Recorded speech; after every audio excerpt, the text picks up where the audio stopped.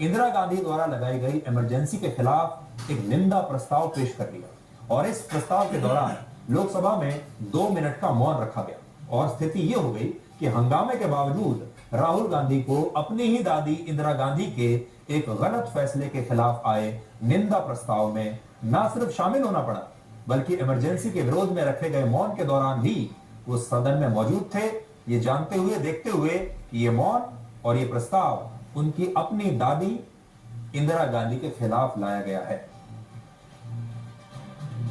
भारत के इतिहास में 25 जून 1975 के उस दिन को हम हमेशा काले अध्याय के रूप में जाना जाएगा। हम सब 2 मिनट का मौन रखते हैं।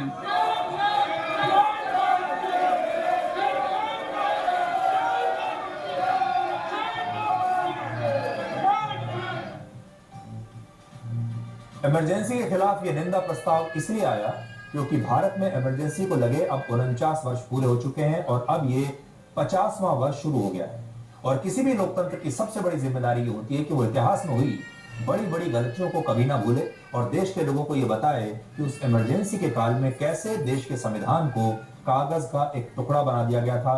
और आज जब लोकसभा के माध्यम से इमरजेंसी की निंदा की गई तो राहुल गांधी को भी इस निंदा में ना चाहते हुए शामिल होना पड़ा। लेकिन आज राहुल गांधी के सामने भी देश के लोग एक सवाल जरूर रखेंगे और उनसे एक सवाल पूछेंगे, वो ये कि राहुल गांधी अपने आप को इस समय संविधान का सबसे बड़ा रक्षक बताते हैं।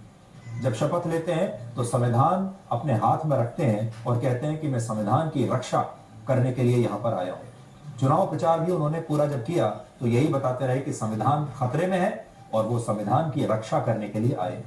लेकिन अब सवाल उनसे ये है कि 1975 में जब इस संविधान की धज्जियां उड़ा दी गई थी, इस संविधान का सबसे बड़ा अपमान उनकी अपनी दादी इंदिरा गांधी ने किया था।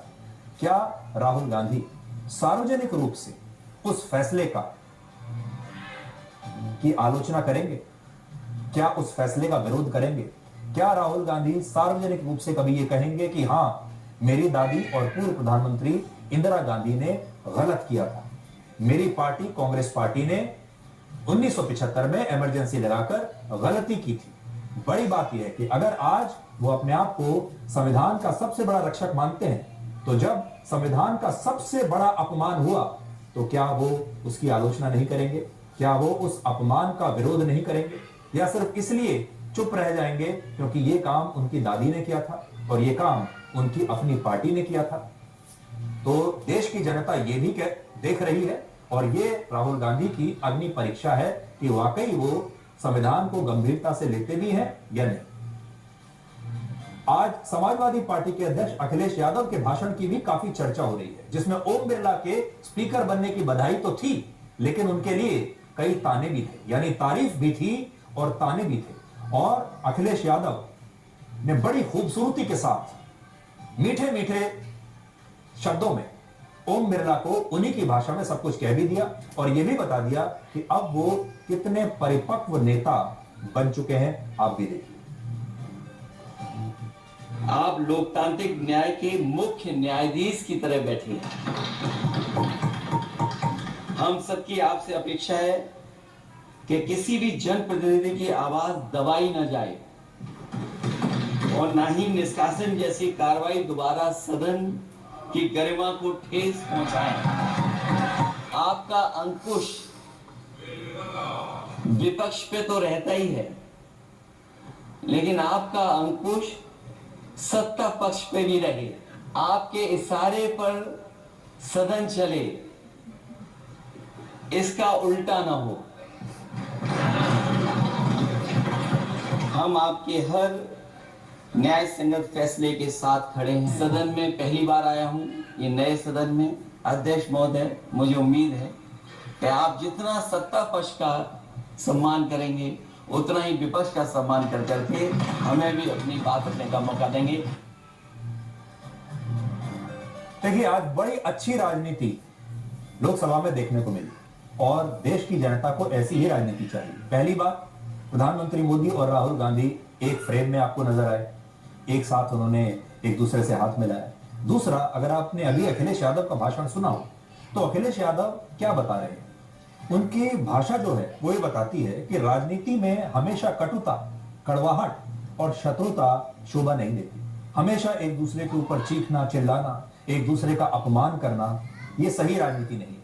अगर अपनी बात कहनी है और दूसरे व्यक्ति की आलोचना भी करनी है तो वो आलोचना मीठे शब्दों में भी की जा सकती है। वो आलोचना बिना अपशब्द कहे, बिना किसी का अपमान किए, बहुत अच्छे और मीठे शब्दों में भी की जा सकती है। और आज अखिलेश यादव ने यही बताया कि वो बहुत परिपक्व नेता है और कैसे बोलना है, कौन से शब्दों का चयन करना है और कैसे अपनी बात भी कह देनी है और स्पीकर का अपमान भी ना हो जाए, ये भी ध्यान रखना है। ये आज उन्होंने सुनिश्चित किया।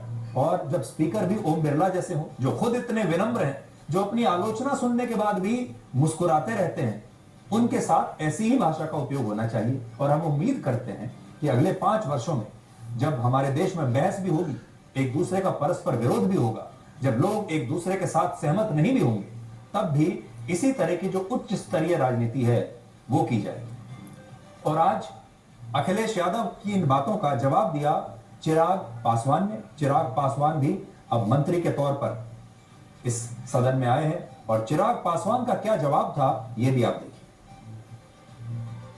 कई बार जब विपक्ष के द्वारा कई बातें कही जाती हैं, मैं इतना भी मैं जरूर आग्रह करूंगा कि जब एक उंगली आप किसी की तरफ उठाते हैं तो बाकी उंगलियां आपकी तरफ उठती हैं। जब आप सत्ता पक्ष से किसी एक आचरण की उम्मीद रखते हैं तो वही उम्मीद हम लोग भी आपके राज्य में उसी आचरण की उम्मीद रखते हैं। कई राज्यों के ऐसे उदाहरण हैं, मैं नाम लेना नहीं चाहूंगा, पर जब आप स्पीकर के पद की बात करते हैं, आप डेप्यूटी स्पीकर के पद की बात करते हैं, तो कई राज्य ऐसे हैं जहां पे स्पीकर का पद और डेप्यूटी स्पीकर का पद भी आप ही के पास है, जहां पर सरकार एनडीए का कोई घटक दल नहीं चला रहा, विपक्ष के दल चलाने का काम कर रहे हैं।